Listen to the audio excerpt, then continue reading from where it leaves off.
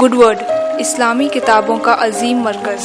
یہاں انڈیا اور انڈیا سے باہر کی چھپی ہوئی کتابیں دستیاب ہیں، مثلاً قرآن مجید کے ترجمے، تفسیر، حدیث، سیرت، اسلامی دعوت، Arabic dictionary, Islamic arts, peace and spirituality, اسلام اور سائنس، عربک سکھانے والی کتابیں، بچوں کے لیے قرآن سٹوریز، بچوں کے لیے Arabic and Islamic studies courses, gifts and games. آج ہی کانٹیکٹ کریں good word books, 1 Nizamuddin west market, new Delhi 110013۔ Call کریں 41827083۔ ای میل کریں info@goodwordbooks.com۔ Website www.goodwordbooks.com۔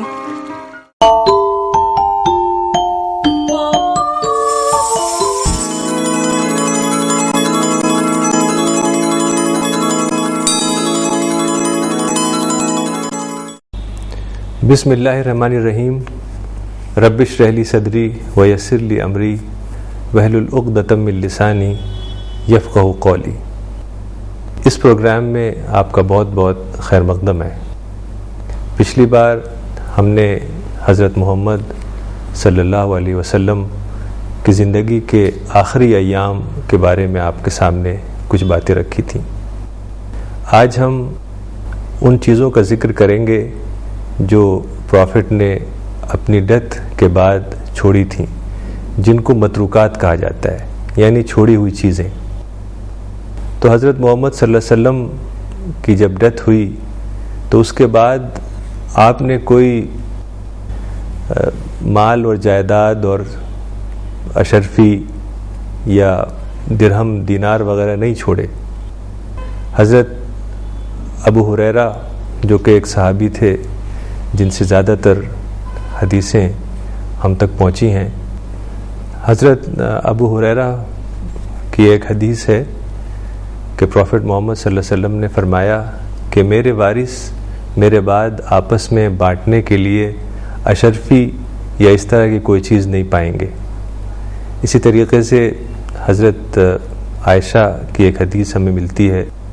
حضرت عائشہ نے بتایا کہ جب پروفٹ کی ڈیتھ قریب ہوئی تو ان کے پاس، پروفٹ کے پاس کچھ دینار وغیرہ تھے، چاندی کے سکے، وہ آپ نے فوراً جو لوگ نیڈی تھے، جو غریب تھے، ان میں تقسیم کروا دیا۔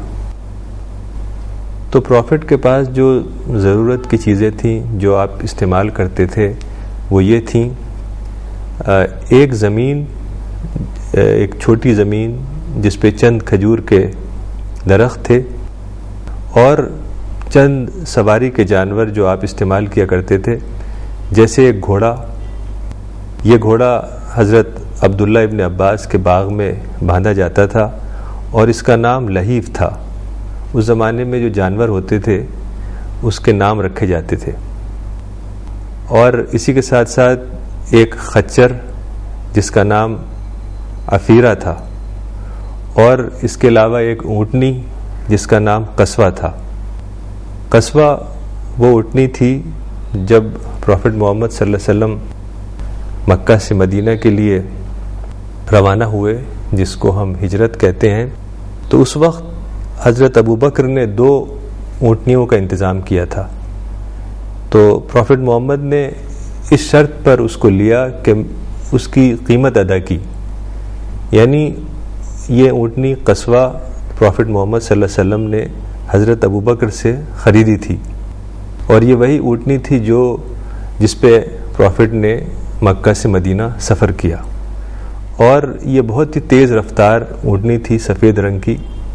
اور یہ اونٹنی جب وہاں پہنچی مدینہ پروفٹ کو لے کر، تو یہی وہ اونٹنی تھی جو حضرت ایوب انصاری کے گھر کے سامنے جا کر بیٹھ گئی۔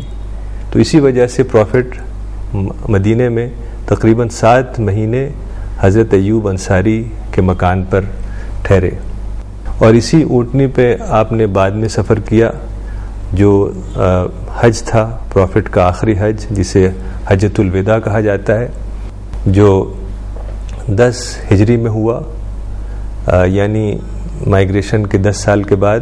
تو اس سفر میں بھی اسی اونٹنی پہ آپ نے سفر کیا تھا، پروفٹ نے اسی اونٹنی پہ سفر کیا، اور جو حج کے مراسم تھے اسی اونٹنی پر بیٹھ کر ادا کیے، اور جو وہ آپ نے تقریر کی تھی جس کو ہم خطبہ حجۃ الوداع کہتے ہیں، وہ بھی اسی اونٹنی پر بیٹھ کے آپ نے خطبہ دیا تھا. تو یہ ایک بہت ہی تیز رفتار سفید رنگ کی اونٹنی تھی اور ہمیشہ سب سے آگے چلتی تھی. ایک بار کا واقعہ ہے کہ ایک شخص مدینہ کے باہر سے مدینہ آیا اور اس کے پاس ایک اونٹ تھا. تو اس اونٹ اور قصوہ جو پروفٹ کی اونٹنی تھی اس میں ریس ہوئی. تو وہ اونٹ بہت تیز دوڑا اور اس کی وجہ سے وہ جیت گیا اور قصوہ ہار گئی. تو اس وجہ سے جو صحابہ تھے ان کو بڑا افسوس ہوا. لیکن حضرت محمد صلی اللہ علیہ وسلم نے کہا کہ خدا یہ ضرور کرتا ہے کہ دنیا کی کوئی چیز جب سر اٹھائے تو وہ اس کے سر کو نیچا کر دیتا ہے. تو یعنی پروفٹ نے ایک واقعے سے جو بظاہر ایک نیگیٹو واقعہ تھا، یعنی فیلئر کا واقعہ تھا، ریس ہار گئی تھی، ڈیفیٹ کا واقعہ تھا، جو پروفٹ کی اونٹنی تھی وہ ریس ہار گئی تھی، لیکن پروفٹ نے اس سے ایک پازیٹیو لیسن لیا اور ایک پازیٹیو بات صحابہ کو بتائی کہ جو غرور ہے انسان کا، گھمنڈ اور ایروگنس، وہ اللہ تعالیٰ اس کو ضرور ختم کرتا ہے. تو یعنی یہ ایک طریقہ ہے پروفٹ کا کہ ہمیں یہ سبق ملتا ہے پروفٹ کی زندگی سے کہ کوئی بھی واقعہ پیش آئے چاہے وہ نیگیٹو ہی کیوں نہ ہو، تو ہمیں اپنے اندر نیگیٹیوٹی نہیں لانی ہے. ہمیں اپنے اندر مایوسی اور اس طرح کی جو نفرت اور ہیٹ کے جو جذبات ہیں وہ ہمیں اپنے اندر نہیں لانے ہیں. چونکہ اس دنیا میں انسان کا مقصد ہے کہ وہ اپنی معرفت کو جگائے، یعنی خدا کی جو ڈسکوری ہے اور خدا کی معرفت ریئلائزیشن ہے اس کو بڑھائے. اس کے لیے یہ ضروری ہے کہ اپنے اندر سے نیگیٹیوٹی کو ختم کرے. تو کوئی بھی واقعہ پیش آئے چاہے وہ ڈیفیٹ ہو یا کوئی ناکامی ہو، فیلئر ہو یا کوئی اور ایسی بات ہو، تو اس میں انسان کو دعا کرنی چاہیے، نہ کہ وہ نیگیٹو ہو جائے، دوسروں سے نیگیٹو ہو جائے اور ہیٹ اس کے اندر بھر جائے. جو آج کل آپ اخبار پڑھتے ہیں تو اس میں شروع سے آخر تک نیگیٹو باتیں ہیں. چونکہ ایک مومن کو کبھی بھی کسی کے خلاف نیگیٹو بات نہیں سوچنی چاہیے، ہیٹ اور نفرت سے اسے دور اپنے کو رکھنا ہے. چونکہ ایک مومن جو بلیور ہے اس کا مقصد ہے کہ وہ خدا کی باتوں کو، قرآن کی باتوں کو لوگوں تک پہنچائے. تو اگر وہ مدعو سے ہیٹ کرے گا، یعنی جس کو ہمیں قرآن پہنچانا ہے، ہدایت کی باتیں پہنچانی ہیں، اگر وہ اس سے ہیٹ کرے گا تو کیسے اس کو دعوت پہنچائے گا، کیسے قرآن کا پیغام پہنچائے گا. تو اس واقعے سے ہمیں یہ سبق ملتا ہے کہ کوئی بھی چیز اگر ہماری زندگی میں آئے اور وہ نیگیٹو ہو بظاہر، تو اس سے بھی ہمیں کوئی پازیٹیو سبق حاصل کرنا ہے. اور اسی طریقے سے حضرت محمد صلی اللہ علیہ وسلم کے پاس کچھ اسلحہ تھا، یعنی تلوار وغیرہ. چونکہ وہ زمانہ یہ ایک بیسیکلی ایج فیکٹر کا معاملہ ہے.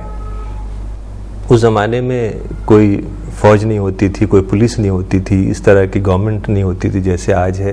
تو ہر شخص کو اپنی حفاظت کے لیے، ڈیفنس کے لیے کچھ اسلحہ وغیرہ رکھنا ہوتا تھا. تو رسول اللہ صلی اللہ علیہ وسلم، پروفٹ محمد کے پاس بھی کچھ اسلحہ تھا جو آپ ڈیفنس کے لیے رکھتے تھے. پروفٹ کا مقصد یہ نہیں ہے کہ دنیا میں لڑائی کرے یا وائلنس کرے. آج کچھ نادان مسلمان وائلنس کر رہے ہیں، جگہ جگہ ٹیررزم اور ملیٹنسی چلا رہے ہیں. یہ پروفٹ کا مشن نہیں تھا. پروفٹ کا مشن، پروفٹ کے لیے قرآن میں آیا ہے رحمت للعالمین، یعنی سارے عالم والوں کے لیے رحمت، مرسی فار دی مین کائنڈ. تو جو شخص مرسی کے طور پر آیا ہے اور رحمت کے لیے آیا، اس کا مشن لڑائی نہیں ہو سکتا، وائلنس نہیں ہو سکتا. پروفٹ کا یہ مشن تھا کہ سارے انسانوں کو خدا کا جو کریشن پلان ہے، یعنی جو مقصد تخلیق ہے، جو کریشن کا مقصد ہے، وہ بتائے کہ انسان کو کس نے پیدا کیا ہے، انسان اس دنیا میں کیوں آیا ہے، کون ہے کریٹر، کون سسٹینر ہے، کون اس پورے یونیورس کو بنانے والا ہے. تو یہ مقصد ہوتا ہے پیغمبر کا. پیغمبر کا مقصد لڑنا نہیں ہے. چونکہ وہ زمانہ تھا جب ریلیجس انٹالرنس کا زمانہ تھا، فریڈم نہیں تھی اور اوپننس نہیں تھی، تو اس وجہ سے لوگ لڑتے تھے. اگر کوئی بات ان کو نئی کہی جائے تو لوگ لڑنے لگتے تھے. اس وجہ سے بعض چھوٹی چھوٹی لڑائیاں ہوئیں جو تقریباً آدھے دن چلیں. 3 لڑائیوں میں پروفٹ شریک ہوئے جس میں صرف آدھے دن کی لڑائی تھی، اور وہ لڑائی بھی کہنا اس کو جنگ کہنا اس کو مناسب نہیں ہے. تو وہ ایج فیکٹر تھا. آج اوپننس کا زمانہ ہے، فریڈم کا زمانہ ہے، پریس اور میڈیا کا زمانہ ہے، اور لوگوں کے اندر کیوریوسٹی ہے، ڈیموکریسی ہے. یہ سب چیزیں آج اگر آپ قرآن کا پیغام لوگوں تک پہنچائیں تو کوئی آپ سے لڑے گا نہیں، بلکہ بہت خوشی سے اس کو ایکسیپٹ کرے گا. تو کچھ چیزیں جو پروفٹ کے پاس اسلحہ وغیرہ تھا، تلوار وغیرہ، وہ دراصل اس زمانے کے لحاظ سے وہ چیزیں ہر انسان کے پاس رہا کرتی تھیں.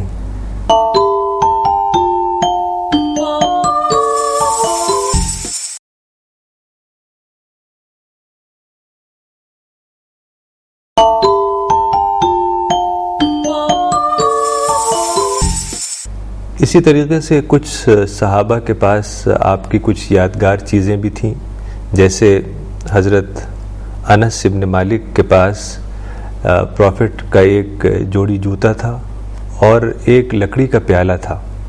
دراصل اس زمانے میں جو چیزیں ہوتی تھیں، پیالہ یا گلاس یا کپ یا چمچہ، یہ سب چیزیں لکڑی کی ہوا کرتی تھیں. پرانے زمانے میں تو کراکری اس طرح کی تھی نہیں، تو پروفٹ بھی وہ سب لکڑی کے سامان استعمال کرتے تھے. تو اسی زمانے کا ایک پیالہ حضرت انس بن مالک کے پاس تھا.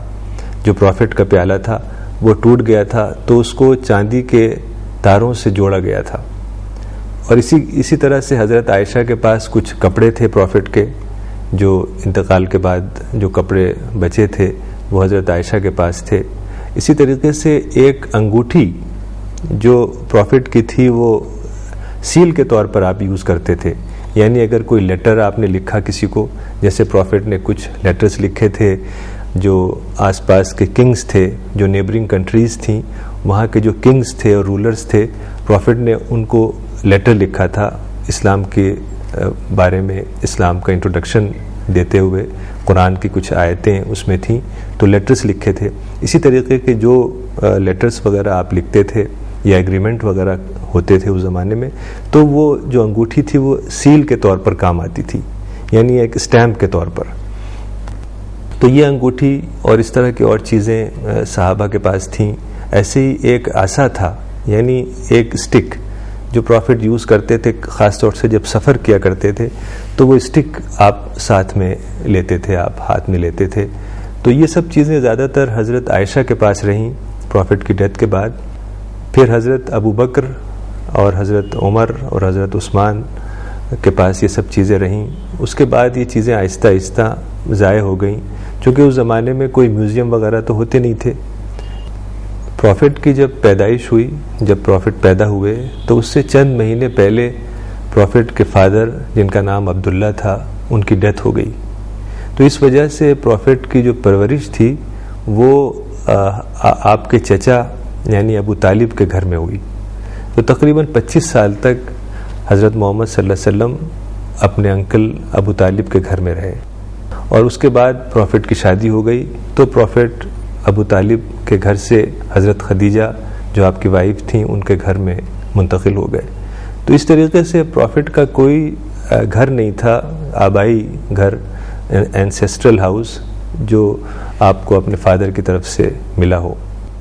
پھر جب پروفٹ کی فیملی مکہ سے مدینہ شفٹ ہوئی تو پروفٹ نے مسجد نبوی سے ملے ہوئے کچھ چھوٹے چھوٹے کمرے بنوا دیے جس میں پروفٹ اور آپ کی فیملی رہا کرتی تھی.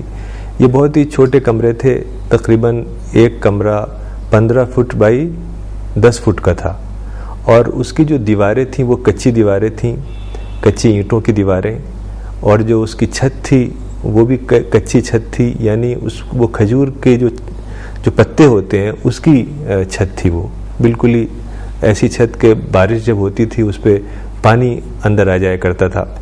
تو جب بارش کا زمانہ آتا تھا تو اس پہ کچھ کمبل وغیرہ جو جانور کے بال وغیرہ سے کھال سے اس زمانے میں کمبل بنتے تھے وہ کمبل اوپر ڈال دیا جاتا تھا تاکہ پانی اندر نہ آئے. اور جو اس کی چھت تھی وہ بہت اونچی نہیں تھی, یعنی ان کمروں کی جو دیوار تھی اس کی ہائٹ تقریباً 7 فٹ تھی. تو اگر کوئی شخص ہاتھ اٹھائے ایسے کھڑے ہو کے تو چھت کو ٹچ کر سکتا تھا. تو ان کمروں میں ایک بالا خانہ بھی تھا, یعنی اپر چیمبر یا فرسٹ فلور. تو ایک بار کا واقعہ ہے کہ پروفٹ گھوڑے سے گر گئے اور کافی چوٹ آ گئی. تو پروفٹ تقریباً 1 مہینے تک اس بالا خانے میں رہے.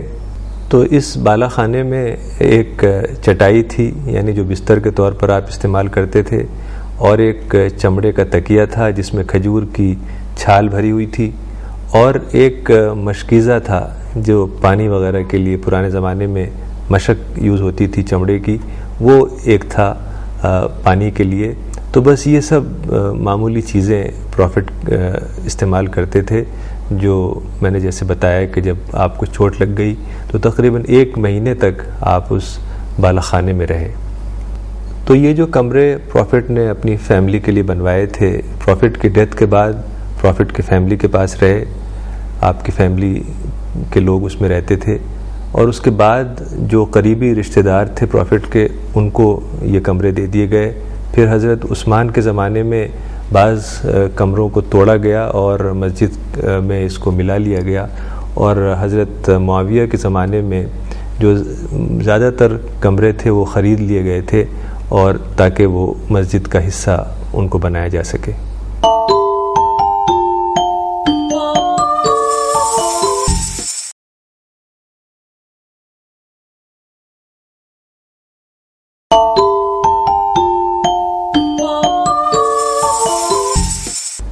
پروفٹ محمد صلی اللہ علیہ وسلم کے فادر کے گھر سے جو چیزیں آپ کو ملی تھیں ان میں سے ایک خادمہ تھیں جو سلیو تھیں, اور ان کا نام ام ایمن تھا. دراصل پروفٹ محمد جب 5 سال کے تھے تو اپنی مدر کے ساتھ مدینہ سے مکہ آ رہے تھے.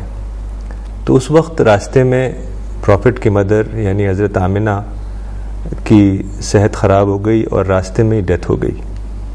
تو اس وقت ام ایمن پروفٹ کو اپنے ساتھ مکہ لائیں.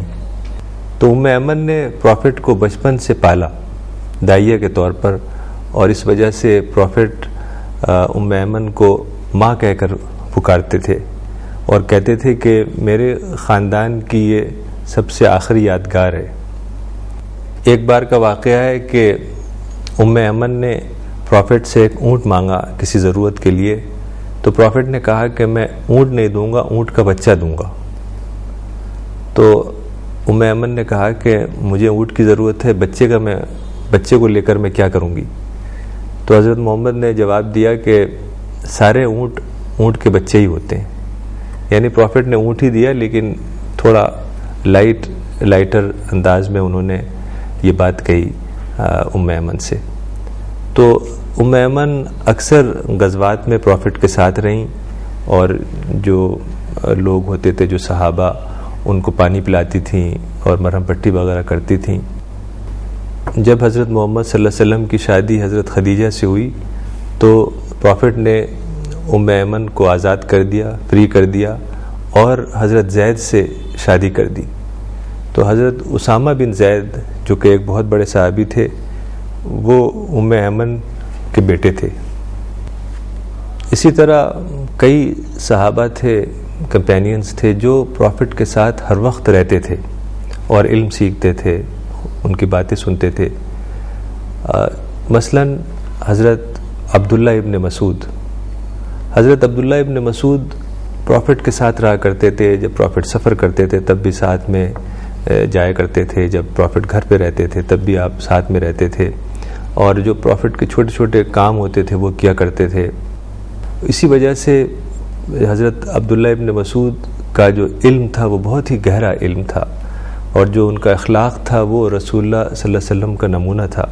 تو اس طریقے سے کئی اور صحابہ تھے. مثلا حضرت بلال جو کہ ہر وقت رسول اللہ کے ساتھ رہتے تھے، جو پروفٹ کے گھر کا کام ہوتا تھا، سامان لانا، بازار سے سامان لانا اور قرض لینا اور قرض دینا، مہمانوں کا انتظام کرنا، کھانے وغیرہ کا، تو یہ ساری چیزیں حضرت بلال کے ذمے تھیں۔ اسی طرح سے ایک اور صحابی پروفٹ کے ساتھ رہا کرتے تھے، ان کا نام تھا انس ابن مالک۔ جب پروفٹ مکہ سے مدینہ آئے تو حضرت انس ابن مالک کی والدہ ان کو لے کر پروفٹ کے پاس آئیں۔ حضرت انس ابن مالک اس وقت بہت ہی کم عمر تھے، تقریباً 10 سال کے تھے، اور ان کی مدر نے پروفٹ سے کہا کہ یہ میرا بیٹا ہے، میں اس کو آپ کی خدمت کے لیے دینا چاہتی ہوں۔ تو اس وجہ سے حضرت انس ابن مالک پروفٹ کے ساتھ رہنے لگے۔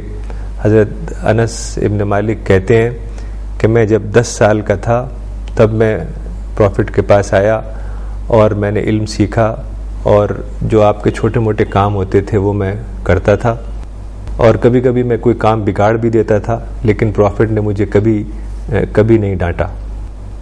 تو آج اتنا ہی، انشاءاللہ اگلے ایپیسوڈ میں پروفٹ محمد صلی اللہ علیہ وسلم کی کچھ اور باتیں آپ کے سامنے رکھیں گے اور دیکھیں گے کہ اس میں ہمارے لیے کیا سبق اور کیا رہنمائی کا سامان ہے۔ تب تک کے لیے خدا حافظ، وآخر دعوانا ان الحمد للہ رب العالمین۔